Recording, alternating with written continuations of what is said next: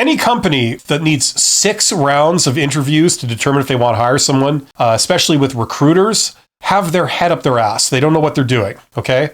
It's either that or everybody is so paranoid at making a decision because they don't want to be blamed if it goes wrong that that's why they do the 6 rounds of interviews. You get so many people involved that now it's not just your decision, everybody else signed off on it, right? That's a red flag. I don't know if that would be that great of a place to work. I know Meta, I know they're huge, I know they're well regarded in some circles, but the evidence is what we see before our eyes. If that's what they're doing, and those are their hiring practices, I don't see a lot of great people coming through that process. Like, I know nothing about Meta, but I would not surprise me to learn that with hiring practices like that, you may not get people staying for very long. You know what I mean?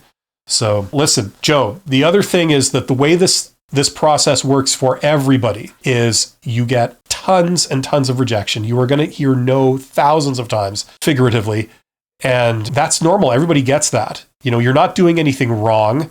The other thing is that, you see, this process, it's not about you. It's about them. It's about what they happen to be looking for. All we can conclude from this process is that whatever they were looking for, you weren't it. Now, is that a bad thing? Not necessarily. Sometimes they're looking for people who are gullible. They're looking for people who can be exploited. They're looking for mindless sheep. And I'm dead serious about this. You didn't measure up. Maybe that's not such a bad thing. Okay, I know it's disappointing, and I know you need a job, and you're going to get one, but don't waste too many tears over things like this, okay? There's some red flags, and you've already written, what, 1 sentence, 2 sentences to me? And already there's like a red flag in that about their hiring process. So don't worry, you're going to be fine, Joe, okay? There's some things you can do to get hired in the post-to-job market, which I'm assuming was what Meta is doing. You saw a job posting, on the internet or something, and you applied for it, okay? There's stuff you can do to maximize your odds of getting hired and therefore shorten the lead time to getting hired. There's other things. There's a lot of other places to look to. There's stuff in the hidden job market that I suspect you might not be looking at, that you might not be pursuing. 80% of the opportunities are in the hidden job market, not the posted job market. All the jobs you see posted, that's 20% of all the jobs that are actually out there. If this is new information for you, don't take my word for this. Go do your own research on this. Learn about this stuff. You will see.